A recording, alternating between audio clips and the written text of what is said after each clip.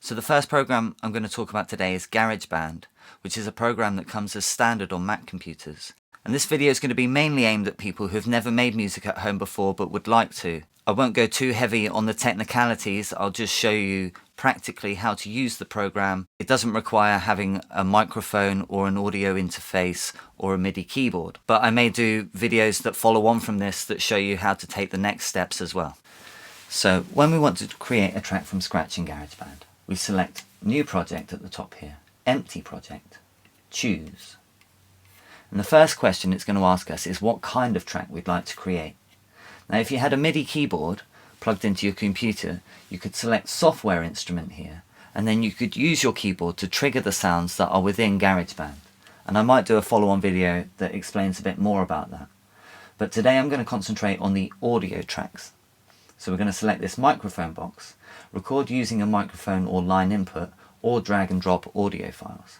And today we're going to be concentrating on just using the on-screen mic that is built into the laptop. Chances are if you've got an audio interface that would allow you to plug a professional microphone into your computer, this video isn't for you, as it's aimed at people who have never done this before and are just trying to take the first steps into recording at home. So we select our mic track there, click Create, and now it's opened us up a blank project, and I'll just explain a little bit about what we can see here. So on the left hand side here you've got the library, and this is how you would access the sounds that are within GarageBand. At the top here we've got the track we just created, and you can see an input level coming in there. That green bar is representing my voice now reaching the microphone. We adjust the sensitivity of the microphone down here with this slider, and the higher we turn this up, the more sensitive the microphone is becoming. So if I turn the microphone all the way up, can you see now how that signal bar has started to go yellow? That is saying that we are getting too much signal. The signal is too hot, and we need to turn our mic level down. So when you're recording very loud sounds such as guitar or piano, it's worth bringing that slider down. I normally have it somewhere between a quarter and a third of the way up. So if we wanted to rename this track, we would just double click in here, rename it, press enter, and now we can rename our tracks so that we don't get lost when we've got lots of tracks going on. And then across the top here you've got the controls. So you've got the play controls, stop, rewind, play, record. That's a loop one, we'll get to that later. And then if I come across to the other side of this box, you can see the metronome controls. This is a counting, this side, and this is the metronome. For those of you that don't know what a metronome is, it's a counter, it's something to play along to. So if I press record now, you heard the 4-bar counting, and now the metronome started. And this is setting the speed of the song, if you like. It's giving us a beat to play along to. The problem is with how we just used it there, is it's coming out of the speakers and then it's being recorded by the microphone again. So now, even if we turn our metronome off, when we play our track, heard the 4-bar counting, and now the metronome started. And this is setting the speed of the song, if you like. It's giving us a beat to play along to. And you could hear the metronome as well as the voice that it had recorded. So in order to get past that, it's necessary to wear headphones. For the time being, I'm just going to leave the metronome off. So I'll mute this track, create a new track. No, sorry, not file new document, I mean track, new track, audio track. Check my mic sensitivity level. And now I'm going to record some guitar. So I've muted the first track off with this little mute symbol here, because I don't want to hear that. I've turned the metronome off because I'm not going to play to a metronome.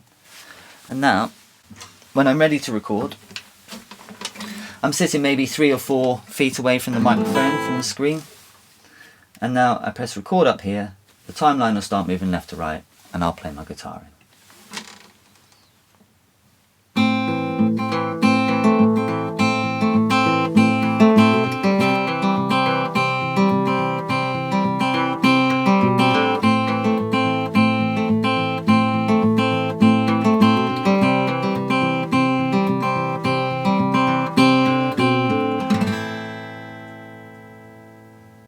spacebar to end it.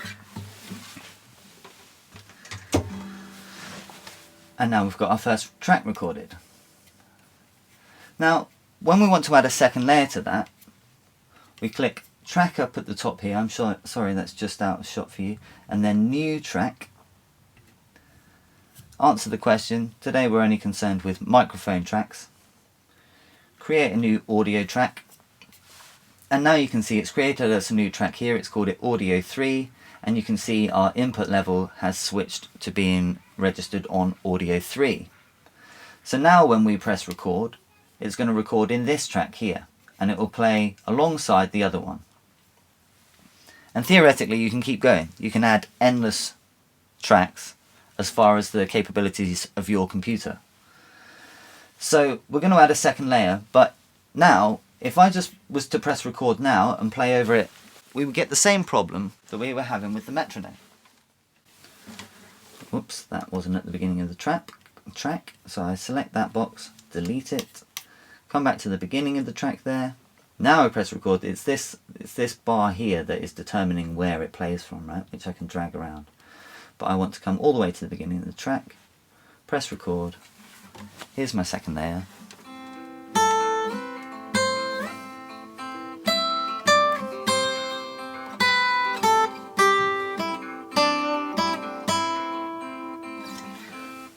But now when I play that back, if I just mute off the guitar a second, the original guitar, if I play that back now, listen.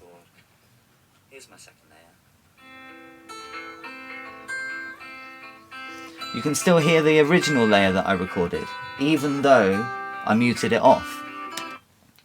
And we're having the same problem we're having with the metronome, that first track is playing out of the speakers and it's being caught a second time down the microphone. So at this point it is necessary to put headphones on. So I've got some headphones and they're plugged into the headphone socket on my Mac, and now when I record, the microphone won't be able to hear the original layer.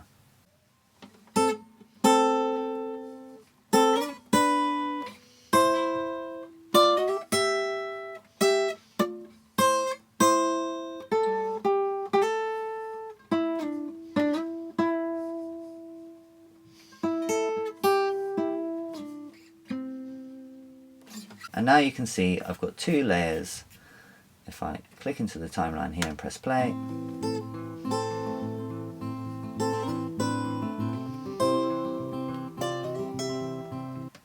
now the second layer sounds a little bit loud to me, so I just turn it down here. The difference between this volume and this volume is this is input volume down here. This is the recording level. Whereas this one here, this is the output level. Once you've recorded it, this is turning it up and down. So if I press play here, and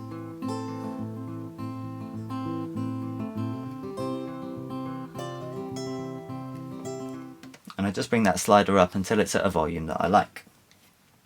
So now we've got our track, and you can neaten up the edges here by just dragging this side and just trimming them like that.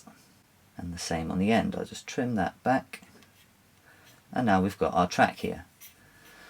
So you keep doing that over and over again until you're happy with your layers, and anything that you're not happy with you can always click on it, delete it and re-record it. Once you've got a layer recorded, something else that's nice to play around with over this side is the reverb setting. So if I play my track again and I increase the reverb,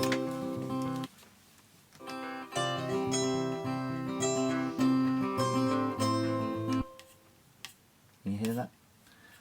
Reverb's kind of like an echo. That's the easiest way to think about it. If I just mute this track off and just play this.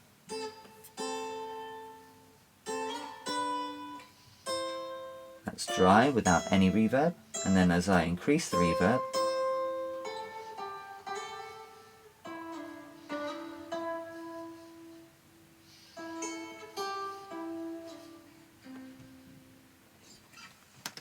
then when you're happy with everything, you've got everything in place, you come up to the top here, and again, sorry, it's just out of shot, but you click Share, Song to iTunes, and then it's going to ask you to title it, and then when you click, and at the bottom here, you set the quality. I recommend either highest quality or uncompressed.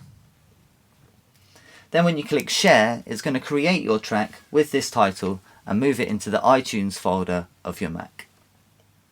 And that is the basics of recording a song in GarageBand.